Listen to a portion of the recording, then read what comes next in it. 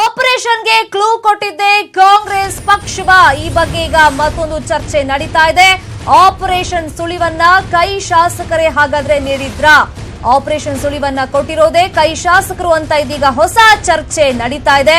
ಅಂತಹ ಸಂಶಯವನ್ನ ಹುಟ್ಟು ಹಾಕಿರೋದು ಈಗ ಕಾಂಗ್ರೆಸ್ ಶಾಸಕನ ಮಾತು. ಹಾಗಾದ್ರೆ ಆ ಶಾಸಕ ಯಾರು, ಏನಂತ ಸ್ಟೇಟ್ಮೆಂಟ್ ಕೊಟ್ರು, ಇದು ಬಿಜೆಪಿ ಯಾವ ರೀತಿ ಕ್ಲೂ ಅಂತ ತಗೊಳ್ತು, ಯಾವ ರೀತಿ ಬಿಜೆಪಿ ನಾಯಕರು ಇದೇ ಮಾತನ್ನ ಇಟ್ಕೊಂಡು ಓಪನ್ ಆಗಿ ಆಪರೇಷನ್ ಕಮಲದ ಬಗ್ಗೆ ಸ್ಟೇಟ್ಮೆಂಟ್ ಅನ್ನ ಕೊಡೋಕೆ ಶುರು ಮಾಡಿದ್ರು ಅಂತ ಸಂಶಯಗಳೆಲ್ಲ ಇದೀಗ ಹುಟ್ಟುಹಾಕೋಕೆ ಕಾರಣ ಆಗಿದೆ ಕಾಂಗ್ರೆಸ್ ಶಾಸಕನ ಆ ಒಂದು ಮಾತು. ಆಪರೇಷನ್ಗೆ ಕ್ಲೂ ಕೊಟ್ಟಿದ್ದೆ ಕಾಂಗ್ರೆಸ್ ಪಕ್ಷ ಅಂತ ಈಗ ಚರ್ಚೆ ನಡೀತಾ ಇರೋದು. ಇದೇ ಮಾತು ಡಿವಿಎಸ್ ಹಾಗೇನೆ ಕೋಟಾ ಪೂಜಾರಿಗೆ ಹಾಗಾದ್ರೆ ಪ್ರೇರಣೆ ಆಯ್ತಾ?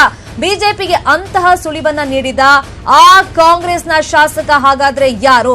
ಆ ಹಿರಿಯ ಕೈ ಶಾಸಕ ಆಪರೇಷನ್ ಕಮಲಕ್ಕೆ ಪ್ರೇರಣೆ ಯಾವ ರೀತಿಯಾಗಿ ಆಗ್ತಾರೆ, ಅವರ ಮಾತು ಯಾವ ರೀತಿಯಾಗಿ ಹಾಗಾದ್ರೆ ಪ್ರೇರಣೆ ಆಯ್ತು, ಅದರಿಂದ ಬಿಜೆಪಿ ನಾಯಕರು ಇನ್ಸ್ಪೈರ್ ಆಗಿ ಏನೆಲ್ಲ ಸ್ಟೇಟ್ಮೆಂಟ್ ಕೊಟ್ರು ಅನ್ನೋ ಬಗ್ಗೆ ಸಾಕಷ್ಟು ಚರ್ಚೆ ನಡೀತಾನೆ ಇದೆ. ಅದರ ಮಧ್ಯದಲ್ಲೇ ಡಿವಿಎಸ್ ಹಾಗೇನೆ ಕೋಟಾ ಪೂಜಾರಿಗೆ ಪ್ರೇರಣೆ ಆಗಿದ್ದು ಆ ಹಿರಿಯ ಕೈ ಶಾಸಕನ ಮಾತು. ಹಾಗಾದ್ರೆ ಆ ಶಾಸಕ ಯಾರು? ಈ ಬೆಳವಣಿಗೆಯ ಇಂಚಿಂಚು ಮಾಹಿತಿ ನ್ಯೂಸ್ 18ಗೆ ಲಭ್ಯವಾಗಿದೆ.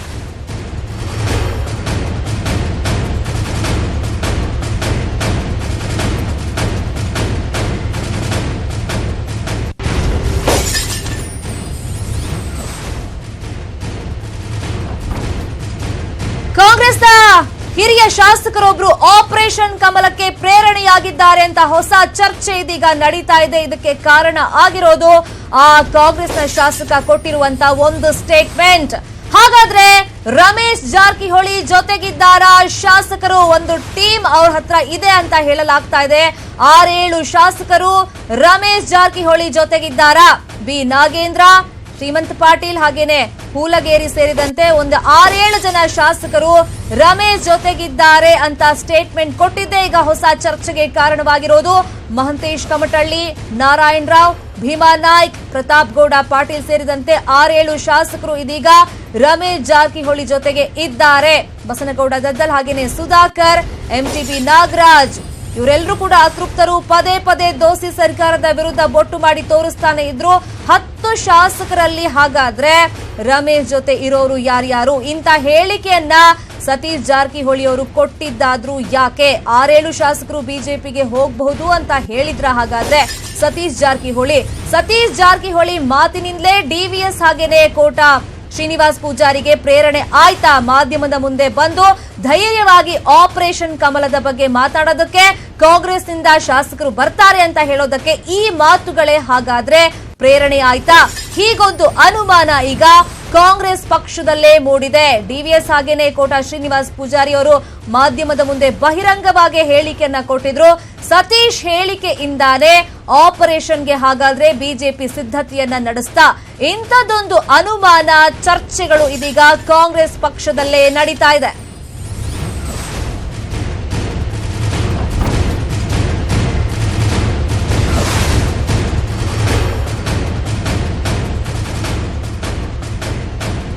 ಈ ಬಗ್ಗೆ ಮತ್ತಷ್ಟು ಇನ್ಫಾರ್ಮೇಶನ್ ಕೊಡ್ತಾರೆ. ನೇರ ಸಂಪರ್ಕದಲ್ಲಿ ಜಾಯ್ನ್ ಆಗಿರುವಂತಹ ನಮ್ಮ ರಿಪೋರ್ಟರ್ ಶ್ರೀನಿವಾಸ್ ಹಲ್ಕಟ್ಟಿ. ಆಪರೇಷನ್ ಕಮಲದ ಬಗ್ಗೆ ದೊಡ್ಡ ಮಟ್ಟದಲ್ಲಿ ಚರ್ಚೆ ನಡೀತಾ ಇರುವಾಗಲೇ ಅದು ಕಾಂಗ್ರೆಸ್ ಬುಡಕ್ಕೆ ಬಂದಿದೆ. ಹಾಗಾಗಿ ಈಗ ಸತೀಶ್ ಜಾರಕಿಹೊಳಿ ಕೊಟ್ಟಂತ ಒಂದು ಸ್ಟೇಟ್ಮೆಂಟ್ ನಿಂದ ಬಿಜೆಪಿಯವರು ಓಪನ್ ಆಗಿ ಆಪರೇಷನ್ ಕಮಲದ ಬಗ್ಗೆ ಮಾತಾಡ್ತಿದ್ದಾರೆ ಅಂತ ಕಾಂಗ್ರೆಸ್ ಪಕ್ಷದಲ್ಲೇ ಈಗ ಚರ್ಚೆ ನಡೀತಾ ಇದೆ. ಯಾವ ರೀತಿ ಚರ್ಚೆ ಆಗ್ತಾ ಇದೆ ಹಾಗಾದ್ರೆ ಕೈ ಪಕ್ಷದಲ್ಲಿ?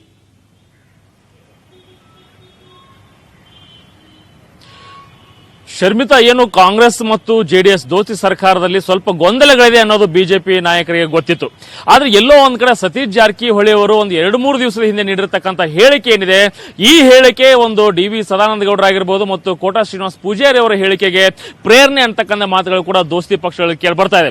ಪ್ರಮುಖವಾಗಿ 6-7 ಜನ ಶಾಸಕರು ಕಾಂಗ್ರೆಸ್ ಇಂದ ಹೊರ ಹೋಗಬಹುದು, ಆಪರೇಷನ್ ಕಮಲಕ್ಕೆ ಬಲಿ ಆಗಬಹುದು, ಆದ್ರೆ ಇದರಿಂದ ಸರ್ಕಾರಕ್ಕೆ ಯಾವುದೇ ಧಕ್ಕೆ ಆಗಲ್ಲ ಅಂತಕ್ಕಂಥ ಒಂದು ಮಾತನ್ನ ಕಾಂಗ್ರೆಸ್ನ ಹಿರಿಯ ಶಾಸಕ ಹಾಗೂ ಮಾಜಿ ಸಚಿವ ಸತೀಶ್ ಜಾರಕಿಹೊಳಿ ಅವರು ನೀಡಿದ್ರು. ಸತೀಶ್ ಜಾರಕಿಹೊಳಿ ಅವರ ಈ ಒಂದು ಹೇಳಿಕೆನೇ ಒಂದು ಬಿಜೆಪಿಯ ಒಂದು ಆಪರೇಷನ್ ಕಮಲಕ್ಕೆ ಕಾರಣವಾಯ್ತಾ ಅಂತಕ್ಕಂಥ ಅನುಮಾನಗಳು ಇದೀಗ ಕಾಂಗ್ರೆಸ್ ವಲಯದಲ್ಲಿ ಕೇಳಿ ಬರ್ತಾ ಇದೆ. ಅಂದ್ರೆ ಅದರಲ್ಲೂ ಕೂಡ ರಮೇಶ್ ಜಾರಕಿಹೊಳಿ ಅವರ ನಡೆ ಬಹಳ ನಿಗೂಢವಾಗಿದ್ದು, ಬೆಂಗಳೂರಿನಲ್ಲೇ ಇದ್ರೂ ಕೂಡ ಅವರು ಕಳೆದ 3-4 ಒಂದು ಸಚಿವ ಸಂಪುಟ ಸಭೆ ಕೂಡ ಅವರು ಗೈರಾಗಿದ್ದಾರೆ. ಯಾಕೆ ರಮೇಶ್ ಜಾರಕಿಹೊಳಿ ಅವರು ಗೈರಾಗಿದ್ದಾರೆ ಅಂತಕ್ಕಂಥದನ್ನ ನೋಡ್ಲಿಕ್ಕೆ ಹೋದಾಗ ಅದು ಸತೀಶ್ ಜಾರಕಿಹೊಳಿ ಅವರ ಒಂದು ಹೇಳಿಕೆಗೆ ಪ್ರೇರಣೆ ನೀಡುತ್ತೆ ಅಂತ ಹೇಳ್ಬೋದು. ಅಂದ್ರೆ ಆರಂಭದಲ್ಲೂ ಕೂಡ ಒಂದು ಬಂಡಾಯ ಶುರುವಾಗಿದ್ದೆ ಒಂದು ರಮೇಶ್ ಜಾರಕಿಹೊಳಿ ಅವರಿಂದಾಗಿ, ಮತ್ತು ರಮೇಶ್ ಜಾರಕಿಹೊಳಿಯಿಂದ ಕೂಡ ಒಂದು ಸಾಕಷ್ಟು ಜನ ಶಾಸಕರು ಕೂಡ ಅವರ ಬೆಂಬಲಕ್ಕೆ ಅವರ ಬೆನ್ನ ಹಿಂದೆ ಇದ್ದಾರೆ. ಹೀಗಾಗಿ ಆ 6-7 ಶಾಸಕರು ಕೂಡ ರಮೇಶ್ ಜಾರಕಿಹೊಳಿ ಅವರನ್ನ ಫಾಲೋ ಮಾಡ್ತಾರೆ ಅಂತಕ್ಕಂಥ ಒಂದು ಸುಳಿವು ಸತೀಶ್ ಜಾರಕಿಹೊಳಿ ಅವರಿಗಿತ್ತ. ಆ ಒಂದು ಸುಳಿವಿನಿಂದಾಗಿನೇ ಕೂಡ ಸತೀಶ್ ಜಾರಕಿಹೊಳಿ ಅವರು 6-7 ಜನ ಶಾಸಕರು ಬಿಜೆಪಿಗೆ ಹೋಗಬಹುದು ಅಂತಕ್ಕಂಥ ಒಂದು ಹೇಳಿಕೆಯನ್ನು ಕೊಟ್ರ. ಸತೀಶ್ ಜಾರಕಿಹೊಳಿ ಅವರ ಹೇಳಿಕೆನೆ ಒಂದು ಆಪರೇಷನ್ ಕಮಲಕ್ಕೆ ಒಂದು ಪ್ರೇರಣೆ ಆಯ್ತಾ, ಡಿ.ವಿ. ಸದಾನಂದ ಗೌಡರ ಒಂದು ಹೇಳಿಕೆ ಪ್ರೇರಣೆ ಆಯ್ತಾ ಅಂತಕ್ಕಂಥ ಒಂದು ಅನುಮಾನಗಳು ಕಾಂಗ್ರೆಸ್ ನಾಯಕರನ್ನ ಕಾಡ್ತಾ ಇದೆ. ಅದರಲ್ಲೂ ಕೂಡ ಆರಂಭದಿಂದಲೂ ಕೂಡ ಮೈತ್ರಿ ಸರ್ಕಾರ ಅಸ್ತಿತ್ವಕ್ಕೆ ಬಂದಾಗ್ಲಿಂದಲೂ ಕೂಡ ಬಿ ನಾಗೇಂದ್ರ ಆಗಿರ್ಬೋದು, ಭೀಮಾ ನಾಯಕ್ ಆಗಿರ್ಬೋದು, ನಾರಾಯಣ ರಾಯ್ ಆಗಿರ್ಬೋದು, ಶ್ರೀಮಂತ್ ಪಾಟೀಲ್ ಆಗಿರ್ಬೋದು, ಸಾಕಷ್ಟು ಜನ ಶಾಸಕರು ರಮೇಶ್ ಜಾರಕಿಹೊಳಿ ಅವರ ಬೆನ್ನಿಗೆ ಇದ್ದಾರೆ. ಹೀಗಾಗಿ ರಮೇಶ್ ಜಾರಕಿಹೊಳಿ ಅವರು ಕೂಡ ಒಂದು ದೋಸ್ತಿ ಸರ್ಕಾರದಿಂದ ಅಂತರವನ್ನ ಕಾಯ್ದುಕೊಂಡೇ ಬಂದಿದ್ದಾರೆ. ದೋಸ್ತಿ ಸರ್ಕಾರದ ಒಂದು ಭಾಗವಾಗಿದ್ರು ಕೂಡ ದೋಸ್ತಿ ಸರ್ಕಾರದ ಯಾವುದೇ ಒಂದು ಕಾರ್ಯಕ್ರಮಗಳಲ್ಲಾಗಿರ್ಲಿ, ಸಚಿವ ಸಂಪುಟ ಸಭೆಗಳಲ್ಲಾಗಿರ್ಲಿ ಅವರು ಪಾಲ್ಗೊಳ್ತಾ ಇಲ್ಲ. ಹೀಗಾಗಿ ಸಾಕಷ್ಟು ಅನುಮಾನಗಳು ಕೂಡ ಇದೆ. ಡಿ.ವಿ. ಸದಾನಂದ ಗೌಡರು ಕೂಡ ಹೇಳಿದ್ವು, ಅದೇ ಬೆಳಗಾವಿಯ ಒಂದು ತೋಳ ಈಗ ಆಲ್ರೆಡಿ ಗುಹೆ ಸೇರಿದೆ, ಚಿಕ್ಕಬಳ್ಳಾಪುರದ ಒಂದು ತೋಳ ಆಲ್ರೆಡಿ ಗುಹೆಯನ್ನು ಸೇರಿದೆ ಅಂತಕ್ಕಂಥ ಮಾತನ್ನು ನೋಡೋದಾದ್ರೆ ಅದು ಸುಧಾಕರ್ ಆಗಿರ್ಬೋದು ಮತ್ತು ರಮೇಶ್ ಜಾರಕಿಹೊಳಿ ಅವರನ್ನ ಈ ಟಾರ್ಗೆಟ್ ಆಗಿ ಮಾಡಿಕೊಂಡೆ ಅವರು ಈ ಒಂದು ಹೇಳಿಕೆ ನೀಡಿರ್ತಕ್ಕಂಥದ್ದಾಗಿರ್ಬೋದು. ಹೀಗಾಗಿನೇ ಒಂದು ಬಿಜೆಪಿ ಒಂದು ಆಪರೇಷನ್ ಕಮಲ, ಅದರಲ್ಲೂ ಕೂಡ ಬೆಳಗಾವಿ ಚಳಿಗಾಲದ ಒಂದು ಅಧಿವೇಶನದಲ್ಲಿ ಸರ್ಕಾರಕ್ಕೆ ಮುಜುಗರ ಮಾಡಬೇಕು, ಸರ್ಕಾರವನ್ನು ಉಳಿಸಬೇಕು ಅಂತಕ್ಕಂಥ ಒಂದು ಪಣ ತೊಟ್ಟಿರ್ತಕ್ಕಂಥ ಬಿಜೆಪಿಗೆ ಸತೀಶ್ ಜಾರಕಿಹೊಳಿ ಅವರ ಒಂದು ಹೇಳಿಕೆ ಪ್ರೇರಣೆ ಆಯ್ತಾ ಅಂತಕ್ಕಂಥ ಒಂದು ಸಂಶಯಗಳು, ಅನುಮಾನಗಳು ದೋಸ್ತಿ ಪಕ್ಷದ ಮುಖಂಡರನ್ನ ಕಾಡ್ತಾ ಇದೆ. ಓಕೆ, ಥ್ಯಾಂಕ್ ಯು ಶ್ರೀನಿವಾಸ್ ತಮ್ಮೆಲ್ಲ ಇನ್ಫಾರ್ಮೇಶನ್ಗೆ. ಮೈತ್ರಿ ಸರ್ಕಾರಕ್ಕೆ ಸಂದಿಗ್ಧ ಸ್ಥಿತಿ, ಮಾಡು ಇಲ್ಲವೇ ಮಡಿ ಪರಿಸ್ಥಿತಿ. ಸಚಿವ ಸ್ಥಾನ ಕೊಟ್ರೂ ಕಷ್ಟ, ಕೊಡದಿದ್ರೂ ಕಷ್ಟ.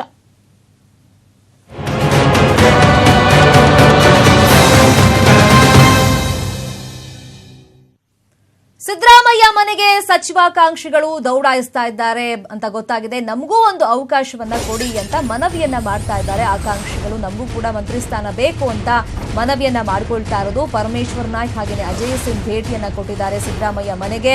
ಸಚಿವಾಕಾಂಕ್ಷಿಗಳ ಪರೇಡೆ ನಡೀತಾ ಇದೆ. ಸಮನ್ವಯ ಸಮಿತಿ ಅಧ್ಯಕ್ಷ ಸಿದ್ದರಾಮಯ್ಯ ಅವರ ಮನೆಗೆ ನಮಗೂ ಒಂದು ಅವಕಾಶವನ್ನ ನೀವು ಮಾಡಿಕೊಡ್ಬೇಕು, ನಮಗೂ ಒಂದು ಚಾನ್ಸ್ ಕೊಡಿ ಅಂತ ಮನವಿಯನ್ನ ಮಾಡ್ಕೊಳ್ಳೋದಕ್ಕೆ ಈಗ ದಂಡೆ ಅಲ್ಲಿ ಬರ್ತಾ ಇದ್ದಾರೆ. ನಾವು ಸಿದ್ದರಾಮಯ್ಯ ಮನೆಗೆ ಈ ಸಚಿವಾಕಾಂಕ್ಷಿಗಳು ಈಗ ದೌಡಾಯಿಸ್ತಾ ಇರೋದು. ನಮಗೂ ಒಂದು ಅವಕಾಶವನ್ನ ಮಾಡಿಕೊಡ್ಬೇಕು, ನೀವು ನಮ್ಮನ್ನು ಮಿನಿಸ್ಟರ್ ಮಾಡಬೇಕು ಅಂತ ಅವರು ಕೇಳ್ಕೊಳ್ತಾ ಇರೋದು. ಹಾಗಾಗಿ ಕಾಂಗ್ರೆಸ್ ಪಕ್ಷಕ್ಕೆ ಈಗ ದೊಡ್ಡ ತಲೆನೋವು. ಈಗ ಒಂದು ಕಡೆ ಆಪರೇಷನ್ ಕಮಲದ ಭೀತಿ ಹೈಕಮಾಂಡ್ಗೂ ಇದೆ. ಹಾಗಾಗಿ ಸೂಚನೆಯನ್ನು ರವಾನೆ ಮಾಡಿದ್ದಾಗಿದೆ.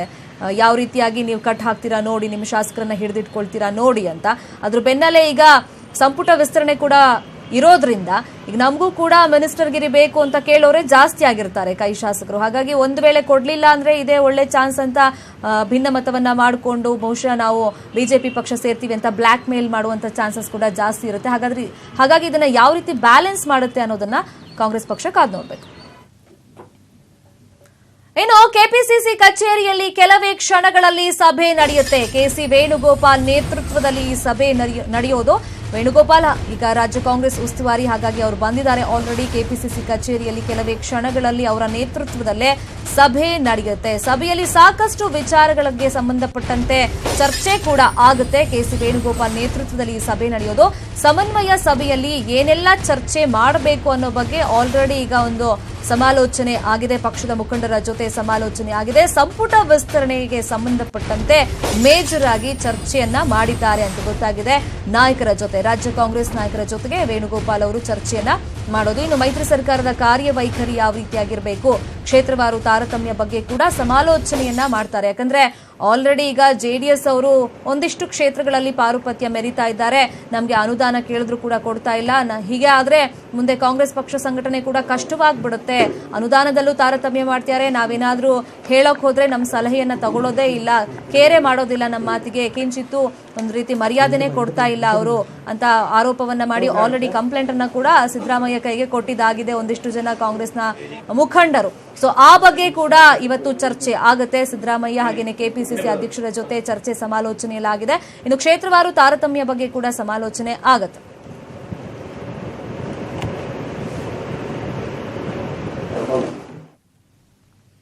ಇನ್ನು ಮೈತ್ರಿ ಸರ್ಕಾರಕ್ಕೆ ಎದುರಾಗಿದೆ ಸಂದಿಗ್ಧ ಸ್ಥಿತಿ. ಮೈತ್ರಿ ಸರ್ಕಾರಕ್ಕೆ ಇದೀಗ ಮಾಡು ಇಲ್ಲವೇ ಮಡಿ ಅನ್ನೋ ಪರಿಸ್ಥಿತಿ ಎದುರಾಗಿರೋದಕ್ಕೆ ಕಾರಣ ಏನು ಅಂದ್ರೆ ಸಂಪುಟ ವಿಸ್ತರಣೆಯ ಒಂದು ಭಯ. ಸಚಿವ ಸ್ಥಾನ ಕೊಟ್ರೂ ಕಷ್ಟ, ಕೊಡದಿದ್ರೂ ಕಷ್ಟ ಅನ್ನುವಂತ ಪರಿಸ್ಥಿತಿ ನಿರ್ಮಾಣ ಆಗಿದೆ. ಈಗ ಒಂದ್ ವೇಳೆ ಕೊಟ್ರೆ ಅವ್ರಿಗೆ ಖುಷಿ ಆಗುತ್ತೆ. ಯಾರೆಲ್ಲ ಆಕಾಂಕ್ಷಿಗಳಿದ್ರು, ಯಾರೆಲ್ಲ ಪ್ರಬಲವಾಗಿ ಪೈಪೋಟಿಗಿಳಿದಿದ್ರು, ಲಾಬಿ ಮಾಡ್ತಾ ಇದ್ರು, ಅವರಿಗೆ ನಿರಾಸೆ ಆಗುತ್ತೆ. ಅವ್ರು ಮುಂದಿನ ದಾರಿ ಬಹುಶಃ ನೋಡ್ಕೊಳ್ಳುವಂತ ಚಾನ್ಸಸ್ ಕೂಡ ಇರುತ್ತೆ. ಇನ್ನು ಕ್ಯಾಬಿನೆಟ್ ಕಗ್ಗಂಟಿಗೆ ಇವತ್ತು ಹಾಗಾದ್ರೆ ಉತ್ತರವನ್ನ ಸಿಗುತ್ತಾ ಕಾಂಗ್ರೆಸ್ ಪಕ್ಷದಲ್ಲಿ ಅಂತ ನೋಡ್ಬೇಕೀಗ. ಸಭೆ ಆದ್ಮೇಲೆ ಅದು ಗೊತ್ತಾಗುತ್ತೆ. ಕ್ಯಾಬಿನೆಟ್ ಕಗ್ಗಂಟಿಗೆ ಇವತ್ತು ಉತ್ತರ ಸಿಗುತ್ತಾ ಅಂತ, ಸಂಪುಟ ವಿಸ್ತರಣೆ ಆಗುತ್ತಾ, ಸೊ ಯಾರಿಗೆಲ್ಲ ಇವತ್ತು ಕಾಂಗ್ರೆಸ್ ಪಕ್ಷ ಮಣೆಯನ್ನ ಹಾಕಬಹುದು. ಸಚಿವಾಕಾಂಕ್ಷಿಗಳು ಆಲ್ರೆಡಿ ದೌಡಾಯಿಸ್ತಾ ಇದ್ದಾರೆ ಸಿದ್ದರಾಮಯ್ಯ ಅವರ ಮನೆಗೆ, ನಮಗೂ ಕೂಡ ಚಾನ್ಸ್ ಕೊಡಿ ಅಂತ. ಹಾಗಾಗಿ ಇದಕ್ಕೆಲ್ಲ ಇವತ್ತು ಫುಲ್ ಸ್ಟಾಪ್ ಬೀಳುತ್ತಾ, ಸಿದ್ದರಾಮಯ್ಯ ಅವರ ಕೃಪಾ ಕಟಾಕ್ಷ ಯಾರಿಗೆ ಸಿಗುತ್ತೆ ಅನ್ನೋದನ್ನ ಕಾದು ನೋಡ್ಬೇಕು. ಇವತ್ತೇ ಅದು ಫೈನಲ್ ಆಗುತ್ತಾ ಅಥವಾ ಮುಂದಕ್ಕೆ ಹೋಗುತ್ತಾ ಅನ್ನೋದನ್ನ ನೋಡ್ಬೇಕು.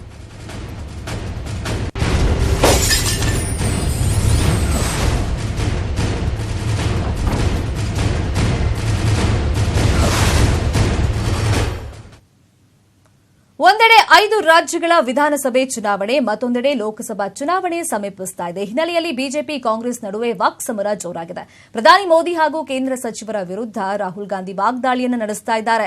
ಈ ಎಲ್ಲಾ ಬೆಳವಣಿಗೆಗಳ ಬಗ್ಗೆ ಕೇಂದ್ರ ಸಚಿವ ಅರುಣ್ ಜೇಟ್ಲಿ ಜೊತೆ ನ್ಯೂಸ್ 18 ಹಿರಿಯ ಸಂಪಾದಕಿ ಪಲ್ಲವಿ ಸಂದರ್ಶನ ನಡೆಸಿದ್ದಾರೆ.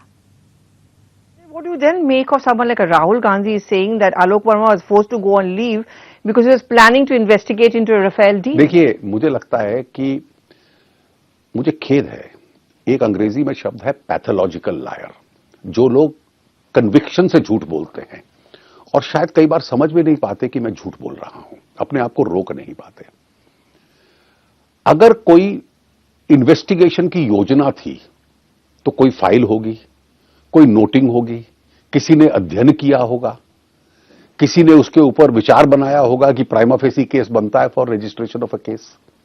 अगर कुछ भी नहीं है तो यह सिर्फ राहुल गांधी की इमेजिनेशन है, जिस इमेजिनेशन में से केवल झूठ की पैदावार होती है. You don't investigate without there being a shred of paper before you. हम ऐसे समय पे बात कर रहे हैं जब अभी भी 2 राज्यों में चुनाव बाकी है. ये एक मुद्दा बार बार राहुल गांधी उठाते हैं और वो राफेल डील की बात उठाते हैं, और उन्होंने बहुत सारे पर्सनल अटैक्स आप पे भी किए और प्रधानमंत्री पे भी किए. आपको लगता है कि ये सही आरोप है कांग्रेस पार्टी का? क्या राहुल गांधी को इस तरह का मुझे लगता है कि सच वो जानते हैं और उनकी रणनीति स्पष्ट है. वो कहते हैं कि मैं उस पार्टी का प्रतिनिधि हूं जिसके ऊपर हर डिफेंस डील को लेकर आरोप लगे थे. ये उस लेगेसी, उस विरासत का हिस्सा हैं जो बोफोर्स और कतरोची की विरासत है. और इसलिए अगर सच नहीं तो मैं झूठ बोल के ही अपना हिसाब बराबर कर लूं, ये उनकी रणनीति है. राफेल किसने तय किया था गन कि ये प्लेन और वेपनरी बेस्ट होगी? 2012 में 2007 से 12 तक यूपीए ने तय किया.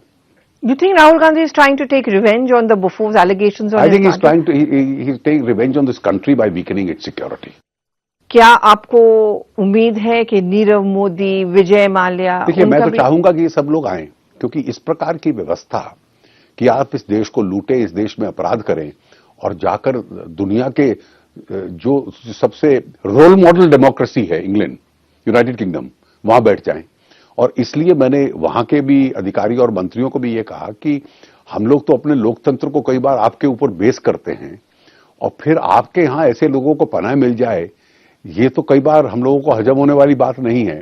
तो हम तो चाहेंगे कि ये सब लोग वापस आएं और हमारे कानून के सामने इनकी अकाउंटेबिलिटी, जवाबदेही बने.